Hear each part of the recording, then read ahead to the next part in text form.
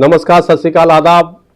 लगातार हम लोग विधिक प्रक्रियाओं से, विधिक व्यवस्थाओं से, कानूनी सिद्धांतों से, अधिनियमों से एवं माननीय उच्च न्यायालय, उच्चतम न्यायालय द्वारा जितने भी प्रतिपादित विधान हैं उनसे हम लगातार आपको जोड़ने का पूरा प्रयास कर रहे हैं।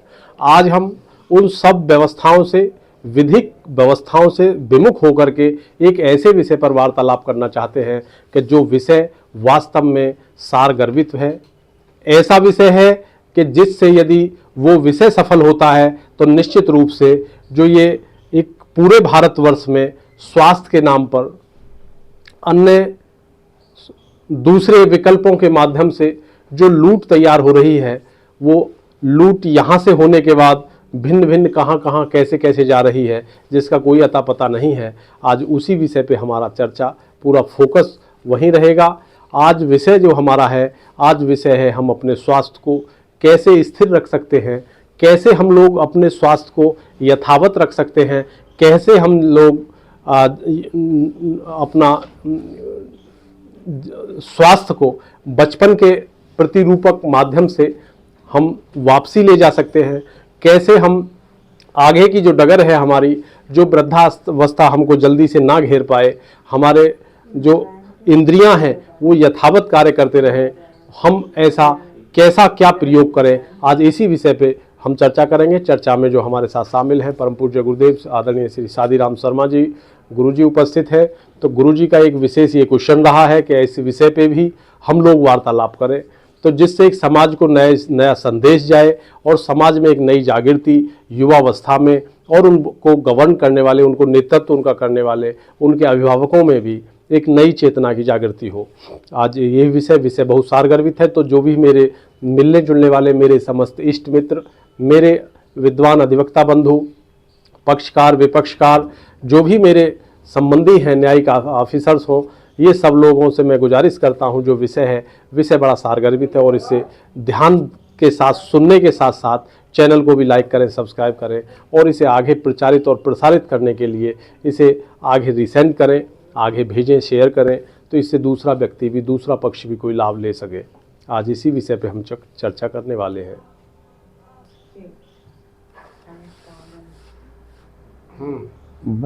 बच्चों का बचपन, नौजवानों का दिनचर्या कैसी होनी चाहिए, उनका खान पीन कैसा होना चाहिए जिससे वो स्वस्थ रह सकें और अपने जीवन को सफल बना सकें जी। और ख़ास तौर से विद्यार्थियों के लिए दिनचर्या कैसी हो, खान पान उनका कैसा हो जी। जो है देखिए, अभी परम पूज्य गुरुदेव ने जो क्वेश्चन किया है, क्वेश्चन का पूरा सार वही है जो हमारा आज विषय का है, जो सब्जेक्ट का है। तो मैं पूरा सब्जेक्ट ही बताए दे रहा हूँ। पूज्य गुरुदेव का क्वेश्चन भी उसमें परिपूर्ण हो जाएगा और हमारा जो वक्तव्य है, वार्तालाप का जो क्रम है, वो भी यथावत बना रहेगा। सबसे पहले जो व्यक्ति सुबह को उठने के बाद में कोशिश कीजिए, मैं बच्चों से, उन बच्चों के माता पिताओं से, उनके भाइयों से, बंधुओं से, या जिनके संरक्षण में वो पल्लवित और पोषित हो रही है, वो संतान है, वो भविष्य भारत का, तो उनसे मैं सभी से निवेदन यही कर रहा हूँ, उन अभिभावक बंधुओं से, कि वो स्वयं यदि कोई किसी भी विषय को, विचार को यदि स्वयं धारण करेंगे तो निश्चित रूप से जिनके अधीन पल्लवित पोषित जो संतानें हैं वो भी उसी में रम जाएंगी, वो भी उसी का आचरण को अपनाएंगी, निश्चित रूप से अपनाएंगी। तो सबसे पहले सर्वप्रथम सुबह उठने के बाद, गुरुजी पूरे भारतवर्ष में अधिकांशतः जो अंग्रेजों की देन है, अंग्रेजियत की देन है, जो भारतीय संस्कृति को खराब करने वाले जो लोग हैं हमारी के, हम उसी के इतना अनुगामी हो गए हैं, इतना उनके पिछलग्गू हो गए हैं कि उनके द्वारा दी हुई एक चाय शब्द है, चाय, हम चाय को जो सुबह ही सुबह बेड टी के रूप में ले रहे हैं, ये बॉडी के लिए सबसे ज़्यादा हानिकारक है। ये इतनी अधिक हानिकारक है गुरुजी कि ये पूरा जो पाचन तंत्र है इसकी व्यवस्था को बिगाड़ देती है। तो पूरा पाचन तंत्र बिगड़ जाएगा, भोजन प्रसादी का जो सिस्टम है एक, वो सब खत्म हो जाएगा। तो ऐसी स्थिति में जहाँ भोजन की व्यवस्था ही समाप्त हो जाए, उसका आहार का जो समय है वो ही समाप्त हो जाए, वो ही डिसबैलेंस हो जाए, तो निश्चित रूप से हमारी पूरी व्यवस्था ही शरीर की सब समाप्त हो जाती है। इसी क्रम में कुछ लोगों को गुरुजी सेकेंडरी जब स्थिति उत्पन्न होती है, तो सेकेंडरी स्थिति में जो फास्ट फूड लगातार चाइनीज हम लोग खाते घूम रहे हैं, मोमोज खा रहे हैं, कभी बर्गर खा रहे हैं, पिज़्ज़ा खा रहे हैं, इनके नाम पे पता ना हम क्या क्या चीज़ खा रहे हैं, सब मैक्रोनी एक्रोनी बच्चों को भी खिला रहे हैं। तो ये इतना घातक है बॉडी में अंदर कि ये भी सब इम्यून सिस्टम को तो कमज़ोर इसलिए कर देते हैं क्योंकि ये हमारे लीवर पे डायरेक्ट इफेक्ट डालते हैं। तो जब लीवर ही काम करना कम कर देगा और ब्लड को सर्कुलेट नहीं रेगुलर मोड में कर पाएगा, क्योंकि लीवर एक ऐसा पार्ट है बॉडी का कि जिससे पूरा का पूरा बॉडी का जो 5 लीटर अमूमन स्वस्थ व्यक्ति के शरीर में 5 लीटर ब्लड होता है, उस 5 लीटर ब्लड में पूरे ब्लड को शोधन करने का काम ये उस अवस्था में करता है जब व्यक्ति बिल्कुल पूर्णतः चिरस्थायी रूप से निद्रा की अवस्था में होता है। तो जब पूर्ण निद्रा की अवस्था का मतलब है कि 1 बजे से 3 बजे तक का काम पूरे ब्लड को फिल्टर करने का काम लीवर का होता है। तो पूरा फिल्टर करेगा 5 लीटर को। तो अब लोगों को क्या है कि फास्ट फूड और चाइनीज और लेट सोना, लेट तक सुबह को लेट तक उठ पाना, तो वो उसकी जो दिनचर्या है वो 1 से 3 वाली वो टूट जाती है कड़ी। अब वो जो टूट जाएगी तो फिल्टर कैसे होगा ब्लड? तो निश्चित रूप से कुछ ना कुछ ऐसे टॉक्सिन्स बॉडी में पैदा हो जाएंगे, जर्म्स पैदा हो जाएंगे कि वो निश्चित रूप से वो पूरी बॉडी को ही खराब कर देते हैं। अगला विषय गुरुजी, अगला है जो इसमें बिंदु है, अगला ये है कि फिर इससे कैसे रहा जा सकता है। हम लगातार फास्ट फूड तो खा ही रहे हैं, तो हमें सबसे पहले तो ये है कि हमें कसम लेनी होगी कि फास्ट फूड ना स्वयं खाएंगे, ना हम अपने बच्चों को इसे खाने देंगे। और फास्ट फूड के साथ साथ ना चाय हमारे घर में बनेगी, ना हम किसी को बनाने देंगे। अब लगातार देख रहे होंगे आप, कैंसर का जन्म होता चला जा रहा है। तो कैंसर हमारे हिंदुस्तान की आयुर्वेद पत्ती में कहीं कैंसर शब्द का नाम ही ना हो, कर्क रोग के नाम से इसे जाना जाता है। तो कर्क रोग के नाम से चूंकि भय उत्पन्न ना होता है अंग्रेजी में, इसलिए कैंसर शब्द प्रयोग कर दिया, तो अंग्रेजी के नाम से उसे डराया जा रहा है और उसे लूटा जा रहा है। तो इतनी स्थिति खराब है कि हमारी जो वास्तविक स्वास्थ्य पद्धति है उसको हम छोड़ करके लगातार जो अंग्रेजी पद्धति पे हम लोग जाकर अधर हो गए।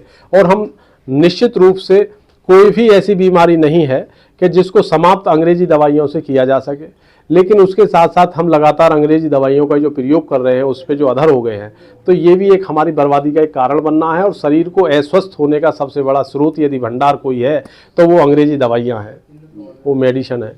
अब इससे जो है सेकेंडरी स्थिति क्या है बचाव की? बचाव की स्थिति ये है गुरुजी, कोई दवाई नहीं खानी पड़ेगी और जीवन में कोई व्यक्ति बीमार नहीं हो सकता है। तो मैं उन अभिभावकों से भी कह रहा हूँ और ये उन बच्चों से भी विशेष कह रहा हूँ, यदि अभिभावक भी नहीं समझ पा रहे उनके, तो बच्चे स्वयं जो समझदार हैं तो वो बच्चे भी स्वयं जो इससे समझ सकते हैं, इससे सबक लेकर के अपने बच्चों को, अपने घर की अपनी व्यवस्था को खुद भी सुधार सकते हैं। सुबह ही सुबह उठने के बाद में गुरुजी उकड़ू बैठ जाए। कारण क्या है कि हम जो है इंडियन टॉयलेट्स को समाप्त करके अब इंग्लिश टॉयलेट जो प्रयोग करने लगे, तो ये एक बहुत बड़ा घातक सिद्ध हो रहा है स्वास्थ्य खराबी का। तो इंग्लिश टॉयलेट को हम प्रयोग नहीं करना, हम अपन को वो हमें इंडियन टॉयलेट ही प्रयोग करना है। तो इंडियन टॉयलेट की दशा में हम बैठ करके, चूंकि ऐसा है कि हमारा केवल 150 ml ब्लड मस्तिष्क में होता है, जब से सबसे अधिक काम मस्तिष्क करता है, और पिंडलियों में जो ब्लड की मात्रा है वो 250 ml है, तो लगभग 500 ग्राम है ब्लड हमारा पिंडलियों में होता है। तो जब पिंडलियों में प्रेशर पड़ेगा, बैठेगा व्यक्ति, तो ब्लड का जो सर्कुलर है वो कोई सा भी ऐसी नस नहीं रहेगी जिसको नहीं खोल देगा। तो ये इंडियन टॉयलेट की स्थिति में जो हमारे पूर्वज बैठते थे पहले, तो उसका कारण यही था कि ब्लड का जब सर्कुलेशन बना रहेगा कंप्लीट, तो व्यक्ति को नींद और जो है स्वास्थ्य उसका सब इक्वल बना रहेगा, सब ठीक बना रहेगा। लेकिन अब हमने छोड़ दिया, हमने जो है पैरों को मोड़ना बंद कर दिया, तो पता लगे घुटना का दर्द है, बीपी है, शुगर है, हार्ट डिजीज है, दुनिया भर की और सब बहुत सारी बीमारियां हम लोग पाल बैठे हैं। तो ऐसी स्थिति ये उत्पन्न हो जाती है गुरुजी कि उसमें सुबह को बैठे व्यक्ति और उसमें 2 गिलास कम से कम पानी पिए गुनगुना। और पानी पीना है बहुत सिप सिप करके, थोड़ा थोड़ा करके, और मुंह चला करके, जैसे उसको खा रहे हो पानी को। तो खाने की स्थिति जो मुंह चला करके, चूंकि जब मुंह चलेगा तो लार बनेगी तो पानी के साथ अंदर एडजस्ट होकर जाएगी। और लार क्या है? वो क्षार तत्व है लार में।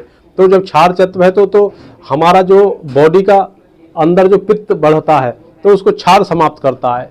तो जब तक बाहर से क्षार नहीं जाएगा बॉडीगत, तो ये प्रकृति जनक जो स्थिति है क्षार की पैदा होने की, तो उसको ही हम प्रयोग करके उसको ही एडजस्ट कर सकते हैं। तो उसको हम पानी के माध्यम से ले सकते हैं। तो ये भी स्वास्थ्य का एक बहुत बड़ा कारण है। उसके बाद में हम जो इंडियन टॉयलेट प्रयोग करें, तो हम निश्चित रूप से, हमारा मानना है कि जब स्वास्थ्य पेट साफ हो जाएगा तो निश्चित रूप से जितने भी ये डिजीज वगैरह हैं, स्किन डिजीज वगैरह हैं, खुजली हो रही है और पता लगी ईचिंग हो रही है सब, और बालों में डेंड्रफ हो रहा है, आंखों की रोशनी कम हो रही है, इस तरह के बहुत सारे रोग हैं। ये सब जो है गैस वगैरह पैदा, एसिडिटी पैदा, और जो है ऐसा लगता है जैसे हार्ट अटैक की स्थिति बन रही है। तो वो सब भी जो है ज़्यादा से ज़्यादा जितने भी अधिक हो रहे हैं, ये भी सब केवल और केवल हमारे पेट के विकारों के कारण हो रहे हैं। तो पेट का जब विकार ही नहीं रहेगा, साधारण तरीके से पेट बिल्कुल साफ हो जाएगा, तो ये जो है बीमारियां उत्पन्न नहीं होंगी। जब बीमारियां उत्पन्न नहीं होंगी तो निश्चित रूप से भारत एक नई सोच, नई विचारधारा की तरफ चलना शुरू हो जाएगा। तो मेरे विचार से वीडियो चूंकि बड़ी हो जाएगी, तो अगले पार्ट में, और चूंकि बड़ा विस्तृत क्षेत्र है ये विषय का, तो इसमें हम अगले पार्ट में कोशिश करेंगे सोमवार को आपको फिर अगला इस विषय का शेष पार्ट जो है, शेष विषय आगे को मैं अवगत कराने का पूरा प्रयास करूंगा। तो गुरुजी उपस्थित हुए और सब उपस्थित हुए, हमारे काजल ठाकुर उपस्थित हुए, रिपू जी हुए, शर्मा जी हुए, और इधर शर्मा जी हुए, ये अमन हुए, दीपक हुए। दीपक हमारा नीम की ईंट है, जैसे जो है नीम की ईंट होती है तो दिखाई कम देते हैं, लेकिन बिल्डिंग को पूरी को संभाल के रखते हैं, क्योंकि पूरे मामले को सब वो ऑपरेट करते रहते हैं। तो इन सब लोगों ने जो सुना आज, इन्हीं के साथ साथ जितने भी और लोग हैं, मेरे विचार से सब लोग गुरुजी उस पर अमल करेंगे, और अमल करेंगे तो भारत में एक नई जागृति पैदा होगी, नई सोच पैदा होगी। और इन हॉस्पिटल्स में जो ये कट्टी खाने टाइप की स्थिति पैदा हो गई, कसाईयों के रूप में देखा जाने लगा, इनका नज़रिया कम हो गया, लोगों का डॉक्टर्स के प्रति श्रद्धा का भाव कम हो गया, तो वो भाव निश्चित रूप से आयुर्वेदिक पद्धति अगर जो हम अपनाएं तो उसके प्रति जागृत होगा दोबारा से। तो ऐसी कामनाओं के साथ कल इस पार्ट को सोमवार को फिर पुनः पेश करेंगे, दोबारा पूर्ण करना चाहेंगे। इन्हीं कल्पनाओं के साथ, इन्हीं उम्मीदों के और आशाओं के साथ कल पुनः फिर होगी मुलाकात एक नवीन विषय के साथ। तब तक लेते हैं विदाई, नमस्कार।